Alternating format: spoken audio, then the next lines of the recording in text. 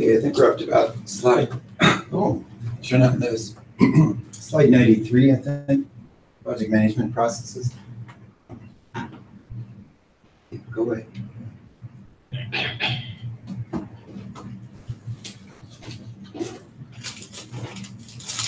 So what this is going to get into is applying get those 49 processes. That sounds like a lot of stuff. It is. But for each individual project, we're going to be just tailoring it to that project, bringing in what we need to. I know in my world, we did costing for a few years, and we stopped doing costing. So then we didn't focus on costing. The Schomburg group was more interested in headcount and not on how many hours were being worked on different projects or how much it cost. So, okay, they kind of dictated to us what we're doing, so we did. So what we're doing here is really looking at the different project processes that we're going to be using. Oh, I'm sorry about this.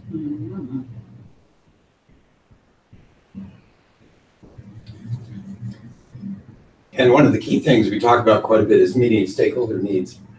That sounds like a broad category. I guess as we mentioned, stakeholders is almost everybody, but I think here we're talking about key stakeholders. Maybe our senior management, our customer, end users, those kind of people. We are going to be balancing these processes with all those different constraints that we might have for cost, scope, schedule, quality, resources. So we're going to be doing a balancing act there a lot of times to fit what we can into this project. So what we're doing here is really setting up this thing. We're going to be using those OPAs and environmental factors a lot in putting together and tailoring our project. There's those 5 process groups again. Initiating, planning, executing, monitoring, control, and closing. And very often the output of one process will feed into the next. So the deliverables and everything a lot of times will feed into the next thing. We put together some planning stuff that feed into during the work. That'll feed into what we do next. Here's a S-curve chart showing, or curve chart showing where we spend our time and effort. So initiating, a little bit of time and effort at the start, drops down planning, quite a bit of time and effort. It overlaps with executing. Monitoring control is a process group that actually goes from start to finish. That being said, a lot of what we're doing in monitoring control is the execution work. We're looking at how we're actually doing.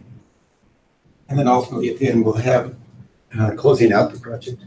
So in the beginning, we talk about how we will be closing, how it says according to the chart, and then at the end. Say that again.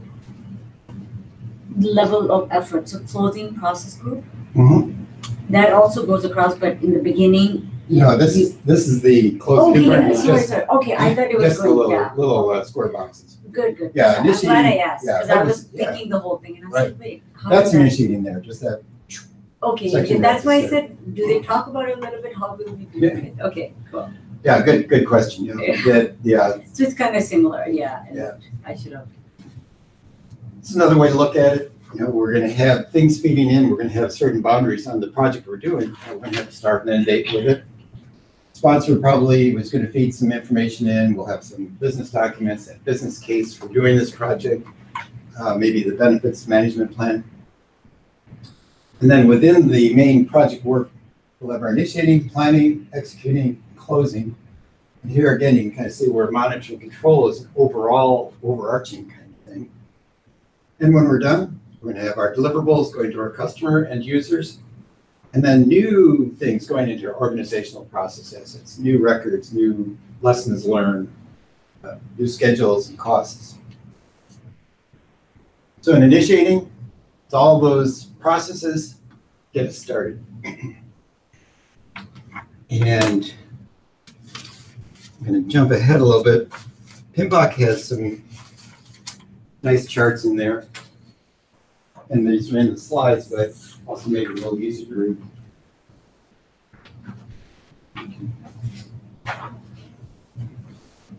And we'll see that initiating has, this is where we're defining our initial work. This is where the sponsor's probably saying, here's $1 million, 6 months, go for it. So this is where we're getting started. We're going to be identifying our key stakeholders, both internal, external ones. This is the point where the project managers are generally assigned. The way PMI thinks, PMs should be assigned before we start planning. So for planning, but definitely during initiating. As I pointed out from that one chart we had earlier, you might be doing some stuff in advance too, helping with business cases, benefits for the company. So what we're actually creating here in the initiating will be the charter and the stakeholder register. Those are going to be our two main outputs. And here's the pictorial view, but this is also my little handout I just gave you. So there's two processes: develop project charter and identify stakeholders. The output of the charter will be charter, and identifying stakeholders will create what's going to be called the stakeholder register, a list of the people, organizations, groups, interests in what we're doing in this project. Planning then is all the processes related to figuring out the scope, effort, schedule, cost, and everything that we're going to need to get the work done. Key benefit of this is where some companies and groups sometimes lack. If you don't do good planning, you're probably going to have more trouble and more rework and more problems later. If you do good planning, though, that often will help the whole project go better. Here's the pictorial from PMBOK. And so we see in the center here, we got develop the project management plan, the main big plan. We've got a lot of other processes feeding into that. I kind of like this view. This is something new in this version of PMBOK, but it kind of shows all the different things in planning that are going to be feeding into this. Executing that is where we're carrying out the work, where we're doing the work. It involves coordinating the people, the resources, managing the expectations of our stakeholders, and bringing together and integrating everything. This is where a big portion of our budget is usually spent. And out of this, we may get some change requests. We'll see the change requests pop up a lot of different places, but when we're in execution, we're moving along, we may see some things that we missed, or a customer might ask for some new things. So a lot of times we'll get change requests that may alter what we're doing. So in executing, it says that coordinating people, resources, managing stakeholders, that wouldn't come under planning. Planning, we're figuring out the people and resources we're using. Well, And in execution, we're managing the resources. oh, but it says, yeah, the process group involved. Okay, involved. Okay. So this is when they're already decided. Okay, I did. Yeah. Already. Yeah, here's the picture of executing. It's got two central processes in the integration group called direct and manage the project work and manage project knowledge. We'll get into more details on that when we go through the integration project management section. As you can see, though, there's a lot of other project processes around that are feeding into this too. Managing quality, stakeholder engagement, procurements, risks, communication, and managing resources. Monitoring control, and this is where we're tracking, reviewing, looking at how we're basically what I used to call plan versus actuals. How are we doing compared to our plan? And looking at things that might need to be changed. Monitoring control, as I mentioned, could be from start to finish. We may be doing some stuff up front. The sponsor puts together a charter and we go, well, you know, that's kind of missing a few things. Let's add something to that or correct it a little bit. That being said, though, the bulk of what we're doing in controlling is looking at what we're doing in execution. So those two overlap and are pretty much on top of each other quite a bit. There might be some monitoring control and closing. You know, maybe we have a better way of closing out the contracts and documents that we would like to change. One of the things we're doing here too is looking at factors that kind of veer away from what we plan to do. If somebody's trying to add in things or take away things, we want to make sure that we catch those. And if it's a good idea, let's put it through a change control and get it approved.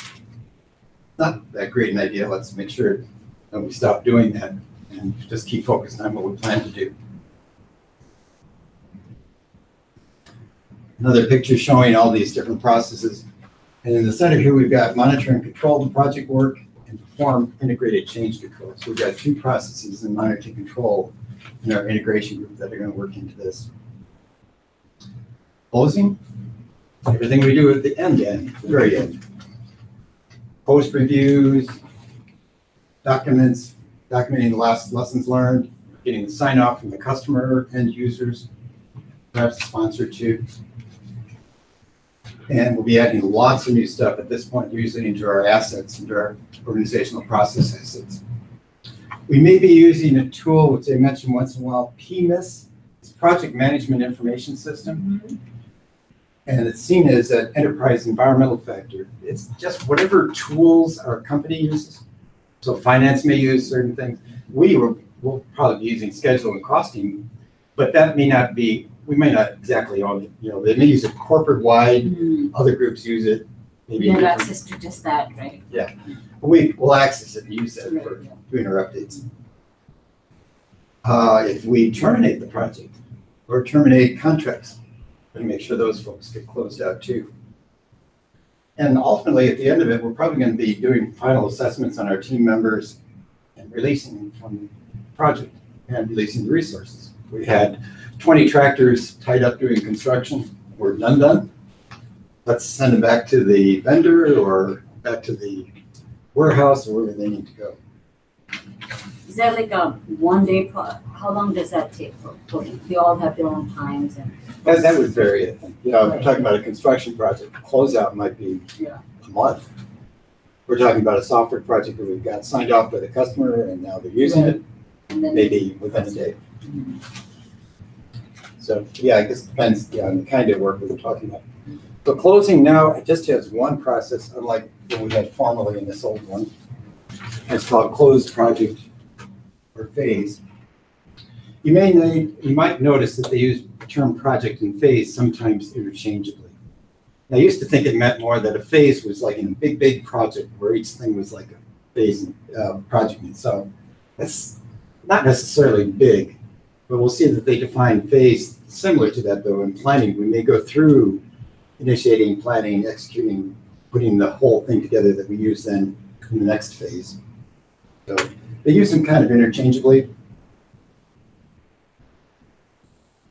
This is a picture you're going to see pretty often in our slides. It's waterfall, right? But it's just kind of showing the 5 process groups and how we're going to very often go through a lot of iterations, even with whatever kind of project style we're using, whether we're doing iterative or agile or predictive. It's kind of another picture of the same thing. I think what I would emphasize here is that you can see some of these are overlapped. Monitoring controls over the whole thing. So that's the one that really is looking at the whole project and where we might need some changes or things to monitor. By process groups. Initiating, planning, executing, monitoring, control, and closing. This is where they mentioned they could be repeated in a project lifecycle phase. So, and they give an example here, like if we're doing a software development, we might go through all those steps, even in definition, design, construction, and testing. In my world, we typically didn't go through all those things in each phase. We did treat it more like a larger project or program. Knowledge areas. We're going to see that we're going to have 10 of them. They are sometimes abbreviated KA. You may see that. And what we have in each knowledge area, basically it's a subject in a sense, will be all the processes related to that particular knowledge area. So we're going to see, we're going to have a cost knowledge area and a schedule knowledge area, integration knowledge area. And within them, they'll have processes involved, we'll have inputs, tools and techniques and outputs for actually each of the processes. And here's the 10 knowledge areas. I will flip-flop words occasionally. Process group, knowledge area, and processes. I'll try to keep them straight. Once in a while I'll say it wrong. But these are the 10 knowledge areas. A lot of people say, well, why didn't they go 1 through 10? Well, basically, it's because in our books, 1, 2, 3 were those initial introductory chapters. So 4 through 13 are going to be the chapters and also the areas where we get the specific knowledge for each of those groups. Here's a picture out of PMP. And actually, I like this so much, I've actually created a easier view of this.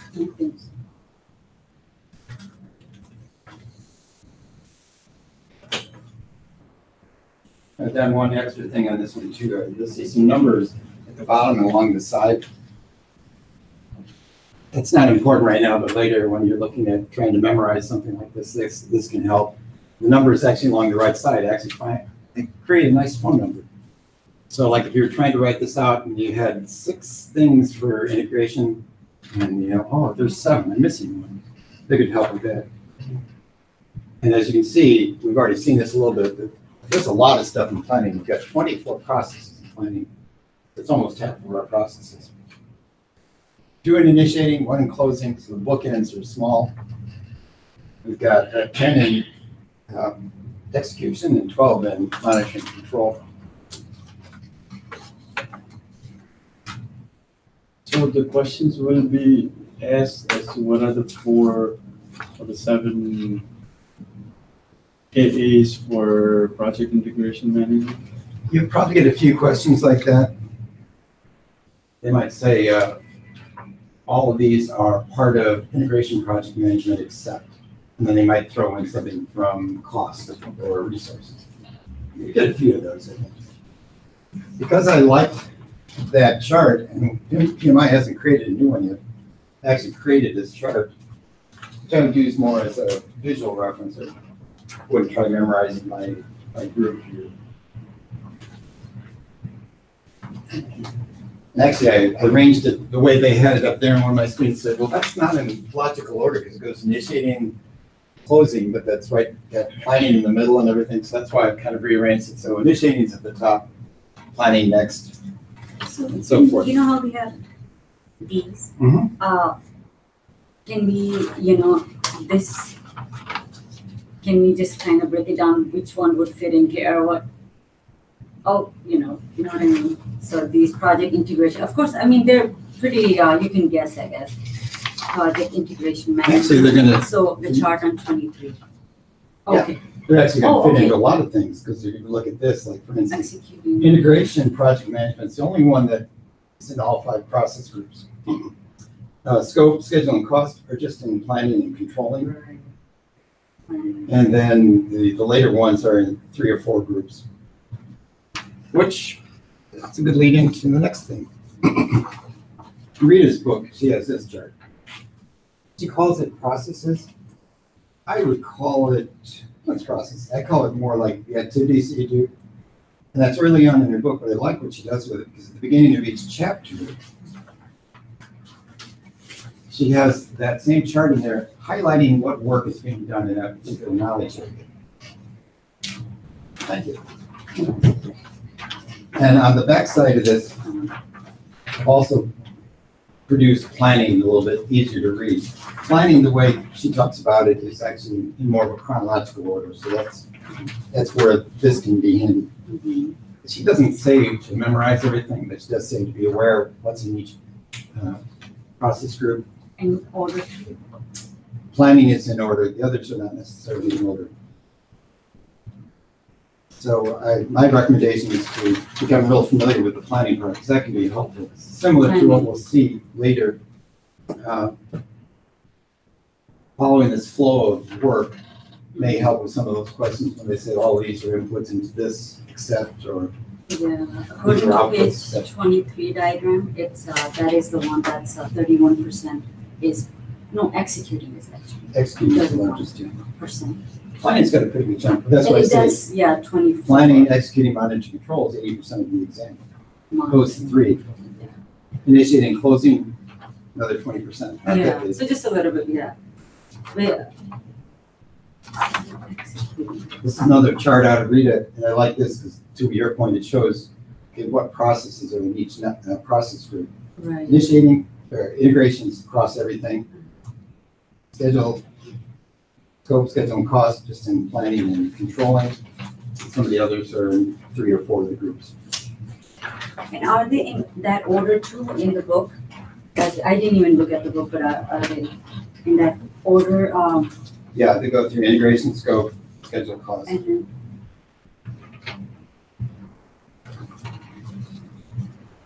when we're studying, can I just like pick one and area and then just focus on that, really get to know, and then pick.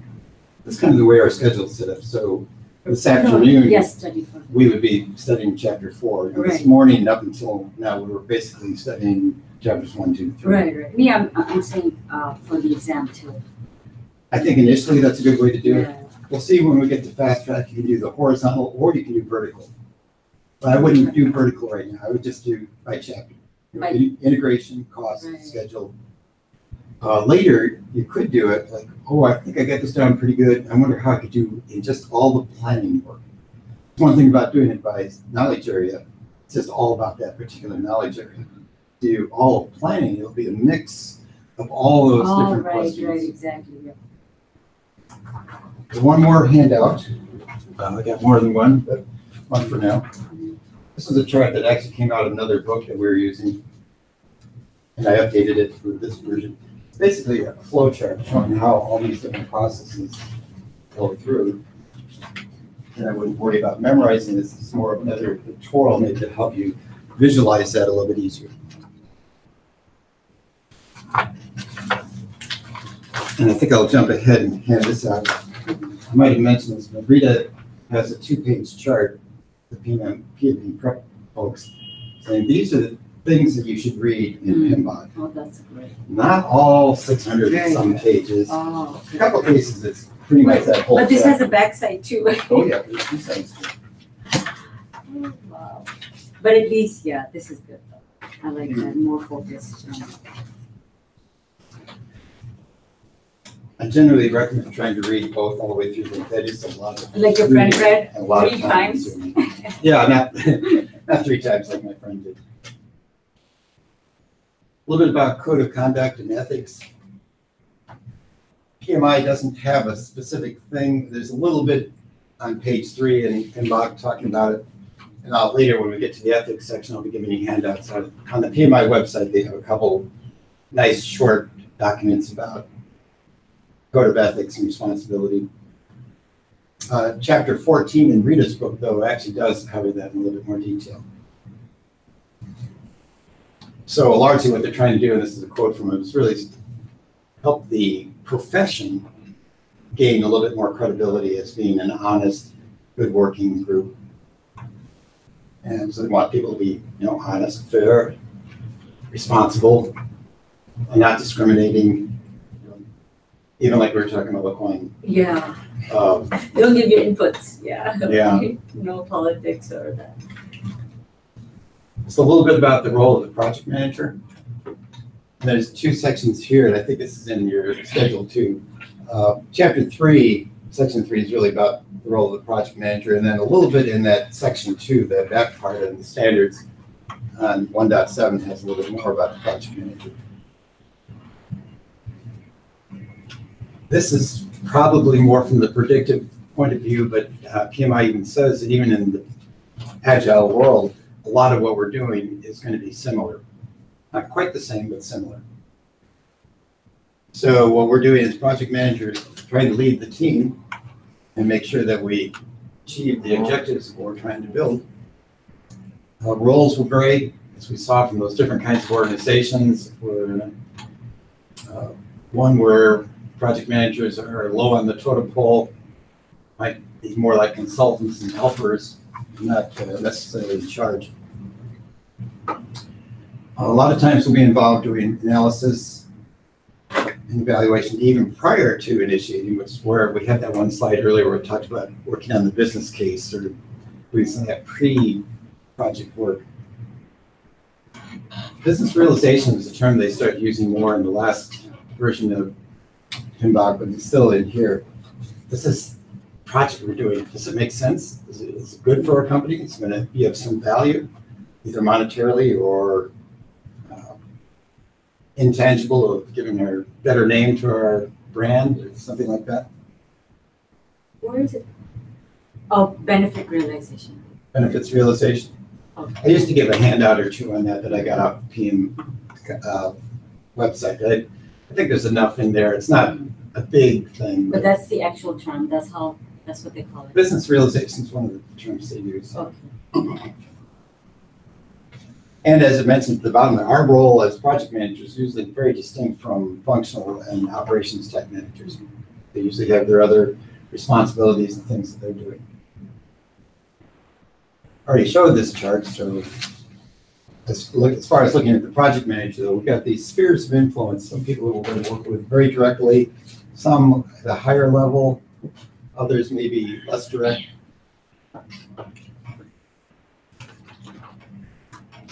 So the role of the project manager, we should be assigned to handle the project, carry it out. And as I mentioned, we should be assigned during initiating, if not sooner, definitely before planning. And they still emphasize that quite a bit. It's good to have certain skills. They mentioned 3 here: knowledge, project management knowledge, performance, being able to get things done, personal effectiveness, kind of gets at those things, your attitude, your leadership styles and things. And they actually came up with this little triangle, which they've actually copyrighted, I think, calling PMI talent triangle, which is basically talking about these 4 things, or 3 things. While they say it's good to have any of these particular ones, it's probably better if you have all 3. So if I'm great at technical project management, but not very good at leadership, maybe I should look more at doing some classes in leadership development or helping me out that way. Strategic business management, and that'll be different company to company, but whatever way that particular company is working, it's good to have more knowledge and be able to develop skills in this area. Oh, here they're spelled out again. So the first one is specific project management knowledge and skills. Leadership, being able to guide the team, develop the team, motivate the team. We'll see motivation becomes a big factor, especially if we're in a mixed matrix or a functional organization where we don't sign the paycheck or pay bonuses. Understanding how our people are motivated is going to become important. Even if we were signing the paychecks, I think that's important. No, of course. Come to think of it. And strategic business management is looking at, the particular industry or business we're in and understanding what's going to be good in that area. And kind of reemphasize again, it's good to have a good balance of all 3 of these. They have a chart in there comparing management and leadership. We've had some discussions about this in some of the other classes. Management's like just getting things done, the normal stuff we do. So it's more administrative, getting the work done, doing things right. I think it's interesting. Both of these are important, but they've kind of identified leadership as being more vision-oriented, forward-looking, I think. Doing things right, doing the right things. Wow, that's a little bit more, involves a little bit more thought. Here we're just doing the work, how and when is that going to be done? But asking, why are we doing that? What benefit is going to have for us? So more. Oh my God. If I look at myself, you can just be honest and look at yourself. Which one would I? Definitely the leadership part one. Well, that's good. Yeah, that's something that I think I pretty much. I know I'm pretty often management focused. I got to fix this. I got to get this work done. So it's more schedule oriented. Okay, let's get this done and knock it out, then we'll move on. So a lot of times I'm more in the management style. I think really in any company, you need a combination of those. You do need to keep things going, for the operation or whatever is going on. But you know how managers, they have to be a little bit assertive or just, say no. That's something I've always had that problem with. Like somebody tells you this, so that's, We'll talk about that a little bit more when we get to the resource section. But it's a good topic. How do we, and this is part of understanding our people too. We got and people being respectful at the same time. We got people that are, willing to work, Mhm. when they receive praise and approval and stuff. Oh, yeah. That's Great. If some people may not care about praise and approval, they may just want a bonus, give me some more dollars. right. So understanding how different people will help us a lot of times when looking at how we're going to motivate them. And that's actually the end of what I've got in here for the role of project manager, which would be the end of chapter 3. I've got a few more handouts. Basically, chapter 3 just summarized. Chapter 3 was about the role of the project manager. Oh, yeah. I haven't given these The out. roles and how to involve. I'm going to give you these. This is the Agile Alliance glossary of terms. Like I said, these are probably the more high-level, simple ones that you may see. And on exam, we can anticipate. I think you can anticipate some questions on that, not a lot necessarily. That's Agile. Yeah, this is the PMP exam. Right. There'll be a flavor of Agile throughout. All right, this is the other. Now, the other thing I'm going to give you, PMI actually has on their website the PMI lexicon of terms, which I'm glad they came out with because they've had it for a while, but unfortunately, I just discovered when we came out with the newest edition of PMBOK, the glossary in the back of PMBOK and the PMI lexicon of terms were not in sync. Oh, really? No, and they say they're more in sync now. But what I've actually done is I've actually added some things too, because in the newest version of PMBOK, there were some new things that they used, terms that they used, that they didn't really have in their lexicon of terms. And they just assumed people would know these things. So it's a little bit longer list than what you'd have just in. So we should focus more on this. Yeah, I think these are more of the kinds of questions you'll see, or definitions you'll see. Like for instance, ground rules was something they emphasized quite a bit, but it wasn't in glossary. So I said, well, I went through PMBOK and found a lot of these things and just added them in here because I thought, no, that's maybe an understood term, but I probably should spell it out a little bit more. So this has got a little bit more than the lexicon does.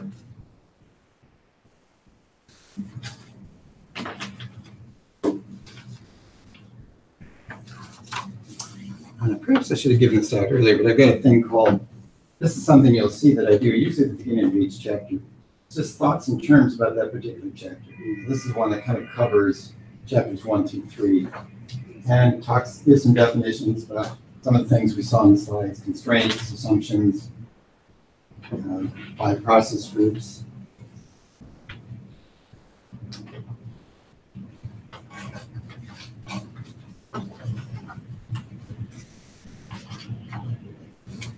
Which takes us into the next thing that usually comes up, which is a quiz. So this is our first quiz, so we're going to walk through this together. I'm going to show it on the screen too, so that everyone can do it too.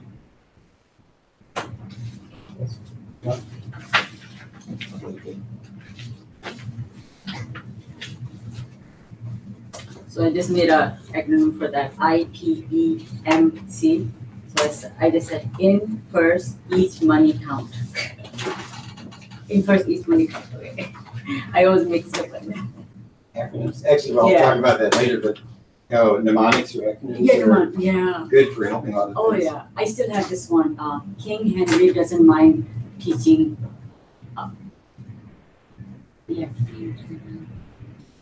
Church matters, yeah. King Henry doesn't mind teaching church matters. That's like kilo, and that goes all the way to, Goes through it. yeah. Yeah. And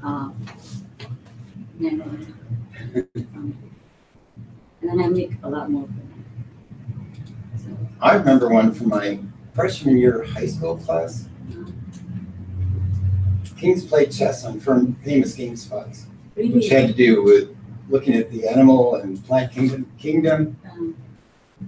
phylum, on down to species. yeah, but what is it? What did you say? Kings played chess on famous game spots. Oh, that's a good one. It's funny. I'll tell My my son is learning that in his biology. Is it? Yeah. How old is your son? 14. Oh, really? My son, he's 16, junior in high school, and then I have twin girls that are 13. But I'm glad they're in that age where, you know, very, 3 teenagers. 3 teenagers, yeah, but good, they're actually, good and so far. That's good. Yeah. I'm gonna tell you a few things about our quizzes that'd be a little bit different than what you see in the actual exam. For instance, I didn't even it's start not the showing quiz up on the yet. screen. Okay. There it is.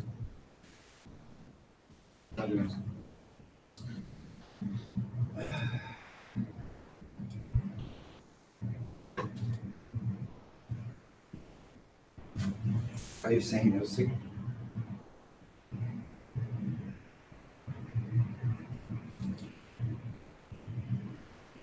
I'm gonna check the input again.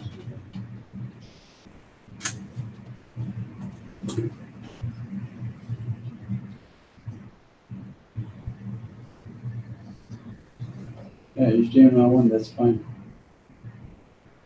It says HDMI 1, so we're Yeah. okay over there. I think maybe do the display again. Let me try it off now.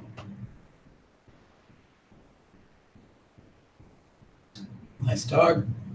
Helpful.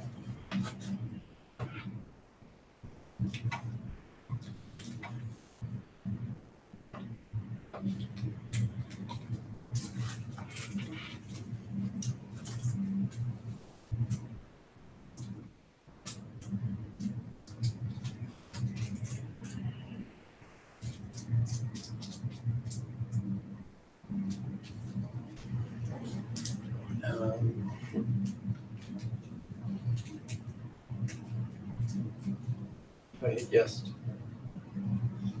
Oh, it took me to this thing. It doesn't help me much.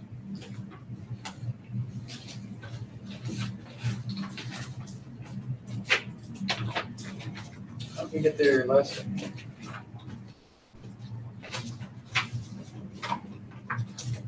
Looks good to me.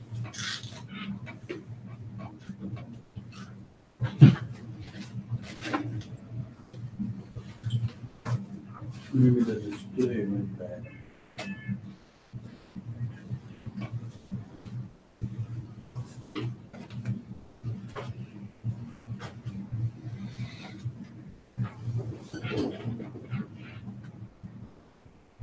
Oh, thank you. I didn't go there.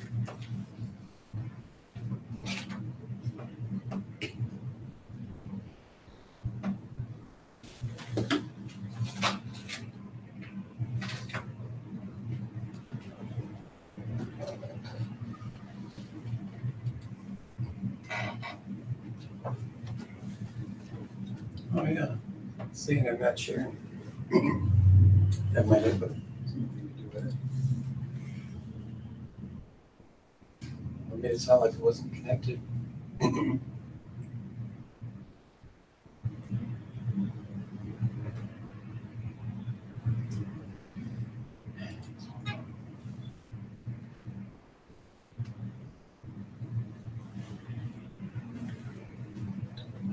know what you're doing.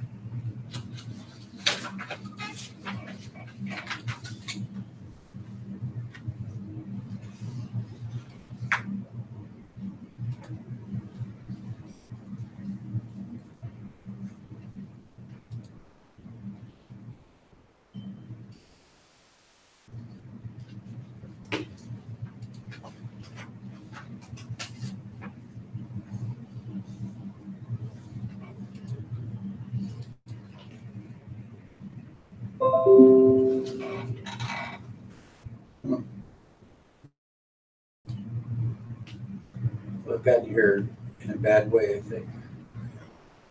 Or backwards way.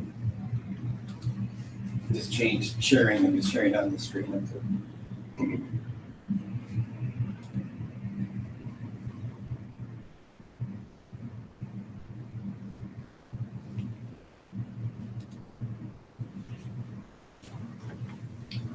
Okay. Jose started to mention sometimes we'll have these true false questions. That's not what the exam will be like. You'll have 4 answers for each. You'll see later that sometimes we have 5 answers, 2 times 6 answers in our quiz. Be 4 answers in the exam, so it won't be the same as this. All the above shows up frequently in ours, will not show up so much in the exam. Really? Okay. Yeah. So I'll answer the first one. Which of the following functions could a PMO perform? Recommendation of policies, procedures, yep. Formal authority over all organizational projects. Project managers report to a PMO organization administratively, or all the above? All of the, It'd be all the above. So a formal authority over organization. Oh, Could have. and or project manager officer. Yeah. I'm just thinking. You want to do number 2? Sure. Stakeholders often exert influence over the project and its deliverables. Influence over the project.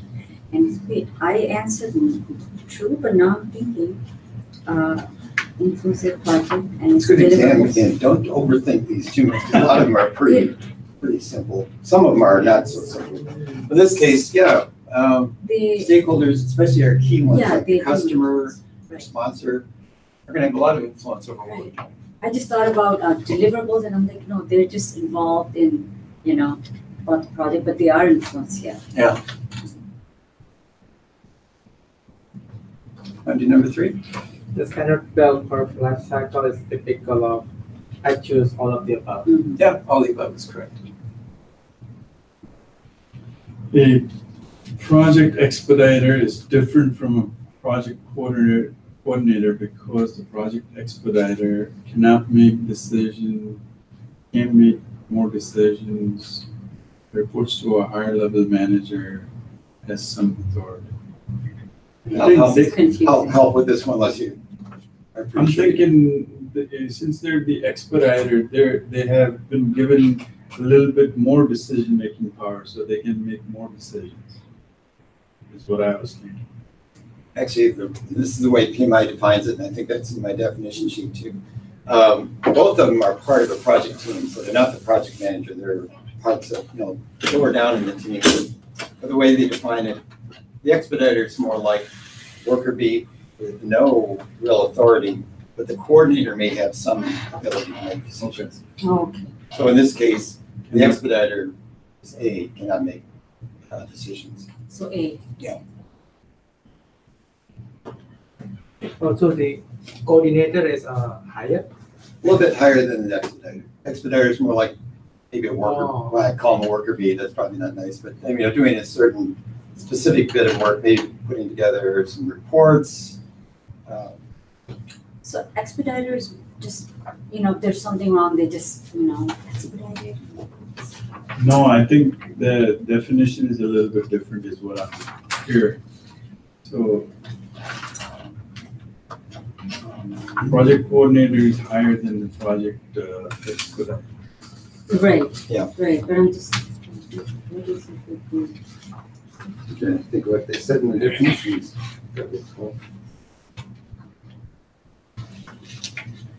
Project expediter acts primarily as a staff assistant and communication coordinator. He or she cannot make or enforce decisions. Whereas Where the is that in the? This is on page 3 or 4 of that handout I gave you about Okay. process terms. But then this question doesn't really, Doesn't- I don't know. That doesn't give much in there. Yeah. Project coordinator is similar to an expediter. Biggest difference is coordinator has some power to make decisions, some authority, and reports to a higher level manager. Well, they all probably report to a high level manager. so Yeah, that's- this question is really. Oh, I know My this turn. one. Weak, Okay. balanced, and strong are types of matrix of Matrix, usage. okay. Matrix, right? Right. Yeah. No. Stakeholder conflicts are generally managed by consensus decision making, or in the, I was gonna say best interest of the customer, but then they are, could they be, they're like customers too, right? So They're stakeholders, right, so Mhm. stakeholders conflicts are generally managed by consensus decision making. That sounds like a good logical answer. In the best interest of stockholders, yeah, well, that could be, but then there, yeah, for the stockholders, yeah. Actually, Yeah. an exam hint, very often if you have choices like this, what's gonna be best for the customer will be the driver. Yeah. So in this Okay, case, they went with the best interest of the Okay, I customer. thought it was a tricky question, like customer. It but is a you're little supposed to tricky. kind of think, Yeah. so, and that was my first pick. Look at that. Oh. You're right, don't think too much. My husband said that all the time. We discovered that, even with stuff like this, you've got a little bit of experience. A lot of times your first answer is gonna be the right answer. Right. If you start thinking about it more or start assuming things, Yeah. some of these are kind of vague. They Yeah. don't have a lot of information in them. Sometimes Even it's hard to sometimes, tell. but sometimes it does help to kind of, Oh, yeah, you still have to think it through. yeah. Still have to read all four answers because in this case, well, all four of those things are good things to do. Mhm. It's not saying, by the authority of the project sponsor, well, that might be the least helpful if the sponsor's just dictating Oh, something. yeah, that one for sure. But not bad answers. Yeah. Then the best interest.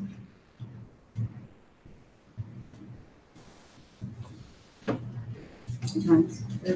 You are holding a PMP training seminar for people in your company to help them obtain enough hours to qualify to take the PMP exam. This is an example of, for this, I think it's a B. I mean, I'm not sure what the answer, but when I'm guessing it's a B. I Yeah. put A. Or B. I put A though. Or P. Holding training, I'm just thinking it's an asset for the organization, seminar for your company to hold in hours. Okay, for PMP exam, yes. So yeah, that so we're is- doing training here. And what this is going to do is actually contribute to the project management knowledge for our people that we're training. So then, yeah, that Yeah, was. so B is a good I thought answer. that was a really easy. Okay. I think so. Project phase reviews are sometimes called Yeah, I have no idea. phase exits or Another Yeah, Stage would gates. be not retrospect. It means A or B. I have no. This is one I like to use as a exam hint too. Yeah. I've heard of phase exits, stage gates. I had never heard of kill points, which actually is maybe a term we shouldn't use anymore anyway. Uh-huh. But if I've got two that I'm pretty sure are good answers, Uh-huh. it's probably going to be all the above. Kill points in this case, But then what about kill points? If you think that shouldn't be in it, well, if you're pretty sure about A and B being good answers, then then just logically, think that. as far as an exam hint, yeah. you get down to the point where, yep, A is good, B is good. I don't know about C, I've never But heard then of this it, is good, okay. and I got all the above. Okay, So it'll be that's, all good, the yeah, above. that's a really good point, yeah.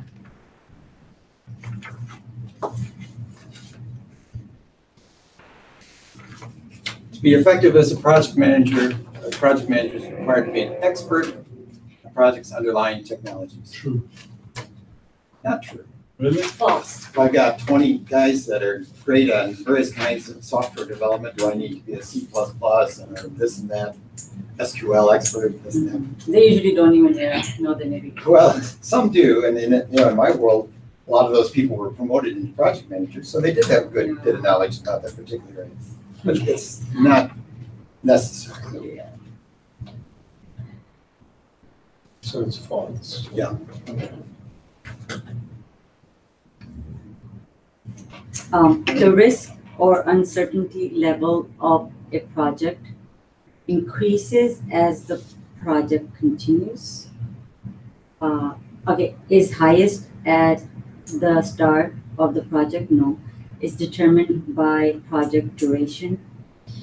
you know, increases as the project continues or none of the above. So the risk or certainty level of the project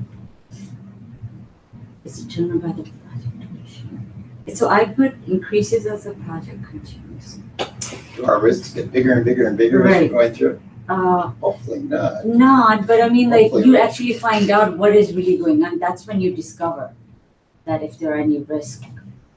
I'm When just you thinking that, discover, you which understand. age do you when- find risk? Okay. When you discover, you understand the problem. So I think this one would be at the beginning, I would say that in the beginning, you have a lot more unknowns.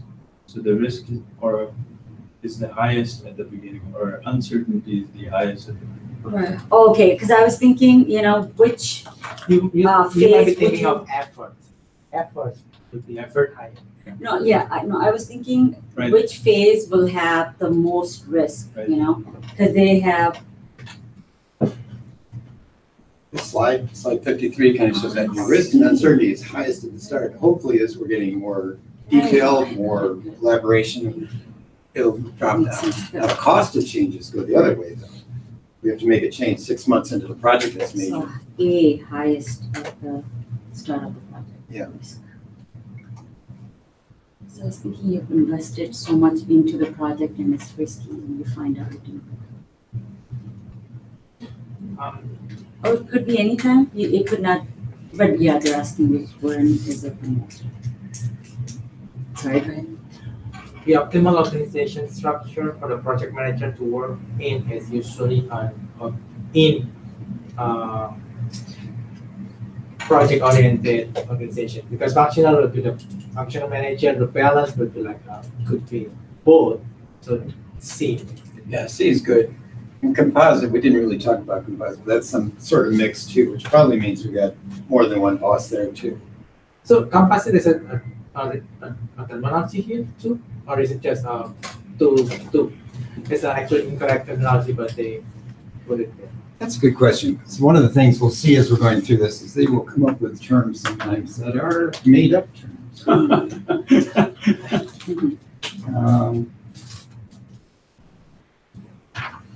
I didn't list it on that PMI lexicon of terms, so I'm not sure.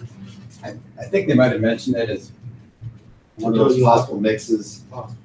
I see. I know they did use hybrid too, which is kind of like a composite, could be pulling in some agile and some predictive stuff. So 12, a PMO is not required in a functional organization. Okay, that's your answer? Yeah. It's not required in a functional organization. It's not required in a matrix. It's not even required in a project-oriented. A PMO. Yeah. Okay, all of the above. So all the above, yeah. Oh. That's See, I think this is, the focus here should be on the terms, the definition of the terms, Mhm. not how you see it. That's a good point. Because, one of the things we'll find out is sometimes your previous work experience will be just like the way PMI talks about things. Other times it'll be different or something new that you hadn't really experienced. So for some of us, it's going to be unlearning the ways our former company worked. Other cases, will be learning some new stuff. So we're all going to be kind of in different positions on that, but that's a good point though. We ought to, this is where we're getting more and more in the way PMI thinks for the exam. And then your next company will probably be different anyway. Most project life cycles begin with relatively low cost levels, which actually in that slide I just showed. Yeah. I talked about that.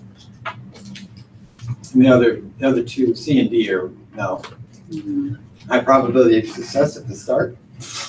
We haven't done anything yet. How do we know we're going to be successful? High staffing at the start? No, just have our key members. Project managers generally have lowest amount of influence and authority in I don't know, what is organic and support simple? It's like if the project is simple, lowest amount, they are probably not needed. Functional. Lowest. I think we had, that was in their list. Yeah, I was gonna actually search for that one, but I'm getting. So let me reason this out. I didn't know change the lowest amount. Yeah, Okay. actually, in that slide in table 2-1, they do have organic and simple. Oh, that's true. Okay. Flexible, working side by side, project managers have little or no authority. Part-time, maybe designated job role for like a coordinator. So that's All of the above. That's pretty low level, but not necessarily as low as I think functional. Functional is usually the one where and we've got the least authority and control. Which sheet were you looking at? I'm sorry, One look like this. yeah. Okay. It's not one of the ones. This one I gave out a little bit earlier. Yeah. I think that's it. Pile of stuff I gave you. 15, which of these elements is not part of the definition of project? I mean, project is a temporary and produces a unique product or service, so definitely not C or T. And progressive plan may sound like a project, so I think the answer is B on the Yeah, ongoing operation. That's the group that's out there doing the day-to-day manufacturing or whatever it might be. The system things going in. 14 was what? Which one did we decide? Functional A. A, okay, functional. 15 is B. Mhm. Okay, the organization safety and health policy, ethics policy, project policy, quality policy can be used in the project to influence its success. All of these policies are part of organizational process assets, historical database, project management plan, and the enterprise environmental factors. I would say it's D. I think PMI has kind of blurred this a little bit. They had to actually have it under OPAs, Yeah, okay. even though, like, to me, when I think about like HR is an enterprise environmental factor because HR, personnel administration, is usually another group out there. But a couple of times already, they've said that the policies and procedures would be part of our OPAs. So they- A. Okay. Each employee has one clear superior in a functional organization. So A's the answer to the next one. Project life cycles. A, sorry, so 17 is A? 17 is A, functional. That, that, as I mentioned, that's the way PMI emphasizes it. In a functional organization, you got one boss.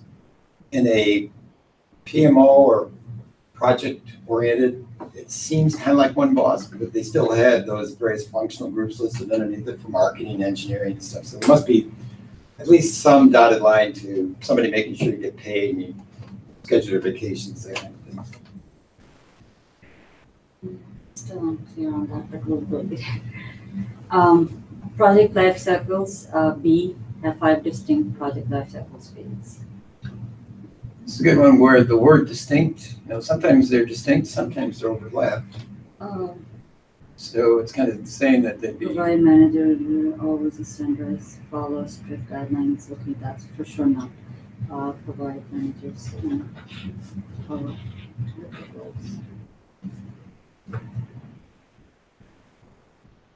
Yeah, 5 distinct are always standardized within. Provide. Then I guess C. Yeah, C is a good Provide. answer. Yeah, because the other two. Are, okay. Yeah, it's going to give us the big picture better, so it's going to make it easier. for us Yeah, to I just thought of life cycles and that, but then distinct word, you're right. That is, anything that is extremely distinct.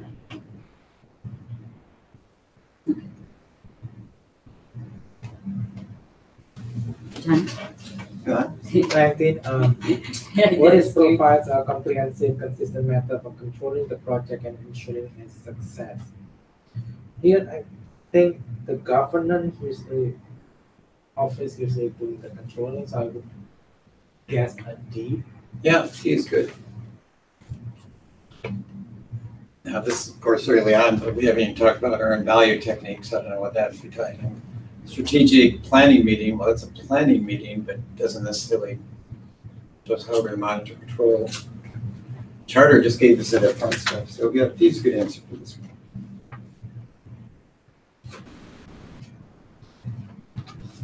Okay, number 20, in the phase sequence defined by project life cycles, subsequent phase is never begun until all the deliverables are approved from the preceding phase.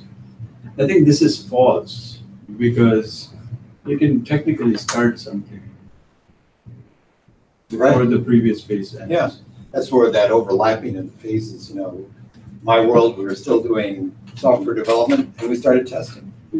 We might have only had 70% of the stuff we were going to eventually test, but we could start working on that. False. And then you also give us tip that whenever there's like, never or always and that kind, right? So this one has never. I'm just. Yeah, that's a good point. Yeah, there's that absolute word. Absolutely. You never begin. Well, Yeah. maybe a lot of times you do, but not Yeah, always. Exactly. Why do organizations divide projects into project phases? Improve management control, sounds good. Monitor performance of key milestone points. Provide links into ongoing operations, or all the above. All the above is a good one. External influences on a project may include government regulation, globalization, environmental issues, or all of the above. All of the above. Yep, all the above again is a great one. Mhm. Fortunately, you won't see all the above showing up that often in the exam. Mhm. Which group is not typically a project stakeholder? I mean, customer is stakeholder, a project team is stakeholder, either supplier or competitor.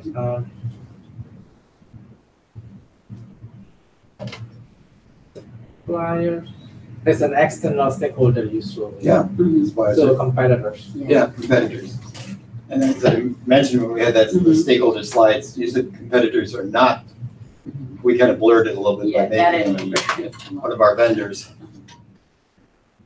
And number 24, a project can create all of these except a product or an enhancement of a product, service or capability to perform a service, improvement in an existing product or service, ongoing operational result.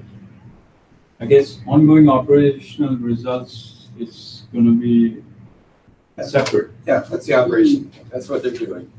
so deep. Now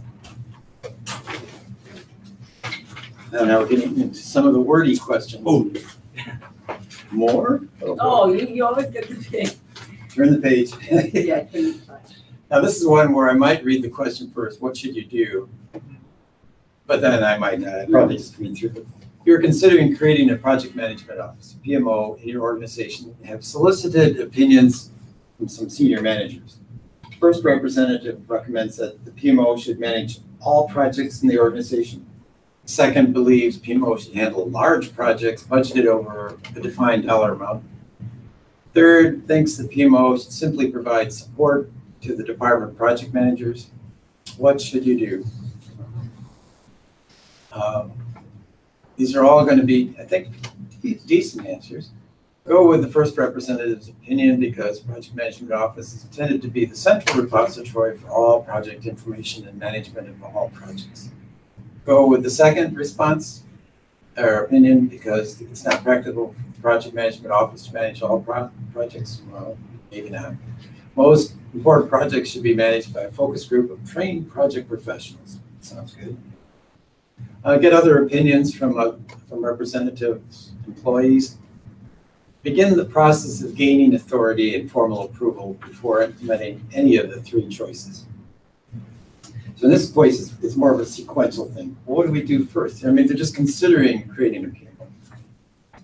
Best thing to do first is going to be D. Let's get the authority and formal approval to even have this group. Now, ABC, not bad things to do, but it's more of a sequential thing. What do we do first? You're about to call together 300 stakeholders from around the country to participate in a week-long planning session for your 4-year remediation device research project. The project sponsor stops you and suggests this is a waste of resources since there are many aspects of the later phases you know little about. You reply that you must plan the entire project as best as you can before you begin executing. It is important to get all the stakeholders together when initiating an effort like this to understand their needs and expectations and team building activities.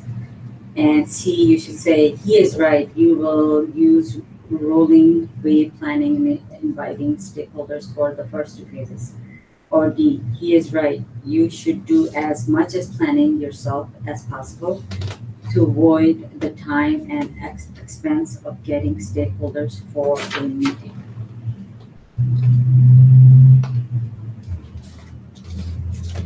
This is one where I'll Read help. the question again. Okay, so I know the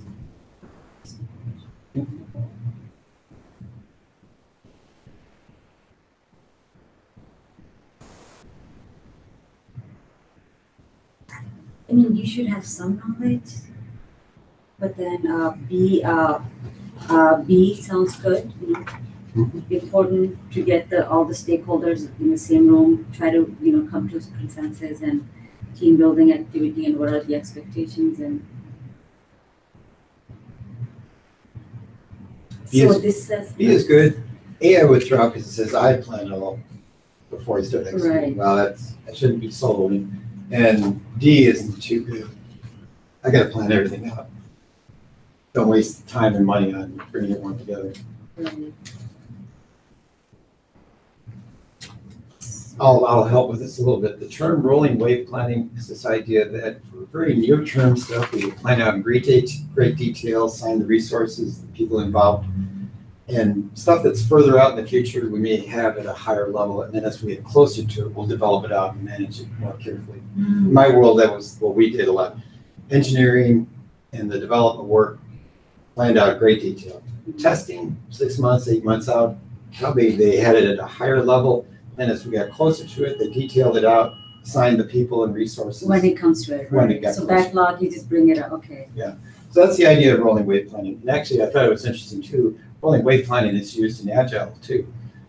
Same kind of thing, but we're doing just this sprint right now. Let's just detail out this sprint really well. Very good. Yeah, this makes sense now. Rolling wave planning. B, we used to do.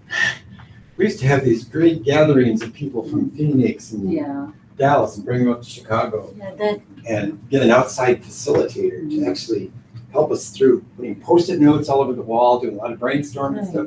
The good part was you did get to see face-to-face people you mostly just heard on the phone. Yeah, but you got. The bad part was it was expensive Yeah. and took 3 or 4 days out of. And their feedback are not necessary for the whatever they're doing. So. Yeah, this particular case too, it's a 4-year bioremediation project, and as they point out, we don't even know much of what's going to happen.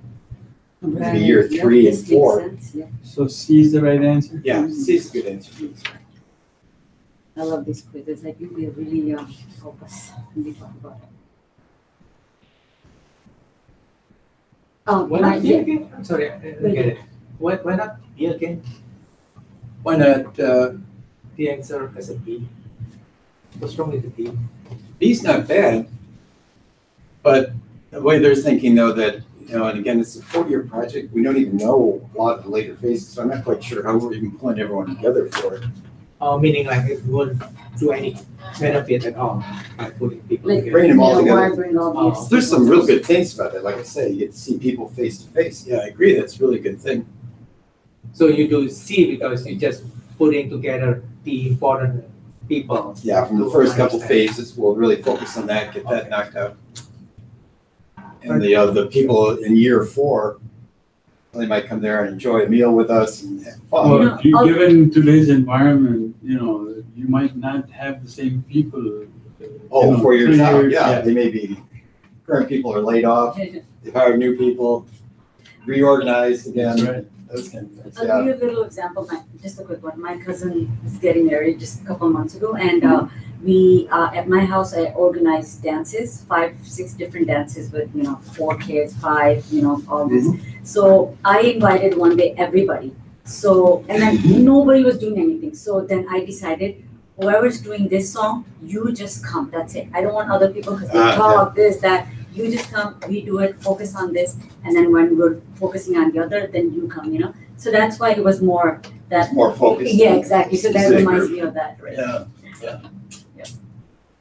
27, which of these elements is not considered as part of the triple constraint? I mean, constraint is the time, scope, and Cost, scope, Cost. schedule, risk, resources, quality. The 6 now they got, they used to call it. and they are all to get the customer satisfaction. So just B is the answer. Yeah. It's not gonna be- Customer satisfaction is the ultimate goal of all this. We want to try to manage these different constraints, still satisfy the customer. In number 28, you are a project manager in a large organization that uses a matrix structure for projects. You've been asked to investigate what organizational structure your competitors use and how this affects their ability to manage projects successfully. How would you describe the main difference between a matrix organization and a functional organization? A, most companies have found that functional organization structure provide the most flexibility for managing projects. B, in a functional organization, project managers have more authority than they do in a matrix organization. C, more people work full-time on projects in a functional organization than in a matrix organization. D, project team members usually report to 2 bosses in a matrix organization, functional manager and the project manager. I guess I would say D. Yeah, D is good. Next, the first 3 are actually wrong. It's not Right. where we got the 4 good answers. The They're first totally 3 are, no. Functional organizations aren't really that flexible. Flexible, yeah. You have less authority than you do in the matrix. And more people work full-time on projects. That's, who knows? So the first 3 are, in this case, not very good. 29, project is in planning when 3 stakeholders come to the project manager asking for information on the company's new project management methodology. They want to know where it came from and why it is different from the way we are currently managing projects. These stakeholders are also friends of the project manager, and the entire group has worked together for years. The project is using new terms like corrective action that are making some stakeholders nervous, as they're unsure whether the way the project will be managed is going to change along with these new terms. What should the project manager do? Notify the project management office, advise the stakeholders, keep them in communication loop for the project, supply a list of the new terms and their definitions, make sure she maintains her authority as project manager, even though the stakeholders are her friends. Roll out D. It's nice to know your friends. Let's keep them friends. Actually, of these was more of a sequential thing too, but they suggested, since these new terms came out, let's notify the PMO, make sure that everyone really gets to understand these terms, which might mean doing C. That might be a later thing we do, is supply another list or send a list out. They went with B in this, or I mean A in this case. Notify the project. Notify the PMO. Isn't it like, okay. So someone in this case. It's like you're complaining and you just, it's like playing politics. Actually, they're looking at it on a broader level. I mean, they're friends, but I think the concern being brought by the friends to the project manager are across the whole organization. So it needs to go up so that it can, whatever action they need to take will be taken at a broader level rather than just the 2 friends. Yeah, that's a good way to describe it. Want to make sure now if they got the misconception or were worried about what does corrective action mean. Yeah. There's probably other people that don't get these new terms. But then you're skipping and, and you just want to make sure that they don't know that you. No, we're not skipping, we're kind of escalating it to make sure the PMO lets Right. everyone know. So this is actually also unclear from the previous question, because the previous question it says PMO is not required. So if in this case, if there's no PMO, why not C will be the better answer than A? In this case, if they give us PMO and the answer, they're saying that it is there. I know it's a little bit of, not quite an assumption, but a little bit of an assumption. But since one of the answers is notify the PMO, that means it must exist. Yeah, it's, I know they kind of, it's a little tricky sometimes with some of these, figuring out Yeah. exactly what they're. Because you like what you said earlier, when you think further, kind of like you guessing, from earlier question, this is not required one with just a C. This one requires more thinking, than your first response is C, right? Because basically, if they're your friends, you say, hey, Yeah, this means this and this and this and this, that's what it is. Don't worry about it. Mhm. But you gotta, My reasoning And was. if you don't know everything, you can say B. Okay, I'll make sure I keep you in the communication loop, make sure we get good answers here. But I thought, for me, I was thinking notify the project manager as if, you can't handle it and you're just, telling somebody or kind of complaining or, so that's why I thought that couldn't be the, yes. PMO. Yeah. I think what Steve said is probably important Yeah, here, like, if we got this misunderstanding Mhm. in a small group, there may be other Mhm. fuzziness or misunderstanding among the whole larger team. Right. Let's let the PMO know and let them re-communicate. They may give out the list again. And how do you communicate? Do you just send an email to just PMO or do you have everybody CC? What's the best way to, I'm just I think thinking, in this case, I'd probably just send it to you just PMO email, okay, this is Yeah. going on or call them. and do you think the other people will kind of feel, bad or anything or, I think I would probably still do number 2 or B, keep them in the loop. yeah, And maybe CC them on it, but yeah, there's so much I'm just that trying to get happens. clarification from the PMO. I might Yeah. just send it to the PMO, ask them to. Or like talk to them that, how about if we cannot, should we just talk to PMO, because you still want to be in that. I've had really, Yeah. few. Again, this is just got 4 answers, so we don't want Yeah, to no, go no, too far beyond what they But got here. Yeah. So, okay, sorry. What is the primary role of the stakeholders on the project? To provide input to the project manager, to communicate with the project manager and other stakeholders, to communicate among themselves in order to define requirements, communicate with the project manager when something goes wrong. Communicate with project manager and other stakeholders, but the primary role of the stakeholder is, it can't be, to communicate among themselves in order to define requirements, stakeholders. Yeah, I think we rule out C. We can rule out D too. Let's not just Communicate pound on among the project manager when he does something wrong. B, Yeah, B's a good one. yeah, And a lot of times, it's not just with the project manager, but other stakeholders, especially if we've got more than one customer Right. and user. yeah. It's going to be important to get that discussion and those conversations between. Retaining information. Understanding the culture, policy, and procedure of the organization in which the project is being performed are most challenging in HR organization, B, small organizations, C, global organizations, D, manufacturing organization. My answer would be C, global organization. Yeah, global organizations. We're scattered around the world, many different countries, different places, different time zones, languages and cultures. Yeah, it becomes more difficult. Okay, 32, Maria Gonzalez is a project manager at a consulting company. Company regularly builds teams to create products for clients. When the product is delivered, the team is dissolved and assigned to other projects. What kind of organization is she working for? A, weak matrix, B, a project-oriented, C, a functional, D, a strong matrix. I think it's B, project-oriented. B is correct. According to PMI, a project manager should have the following skills: software development, coding skills, knowledge of government and legal regulations, technical project management, leadership, and strategic and business management skills, marketing, quality, information tech skills. C is a good answer for this one. That's kind of their triangle, Yeah. leadership triangle.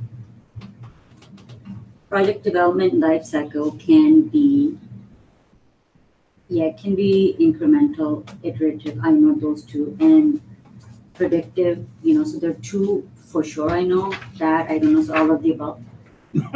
All the above is good. That's a good one. Okay. Predictive is the waterfall one. But Oh yeah, okay, predictive is that's, waterfall. yes, yeah. These quizzes are really, I like them. Okay, very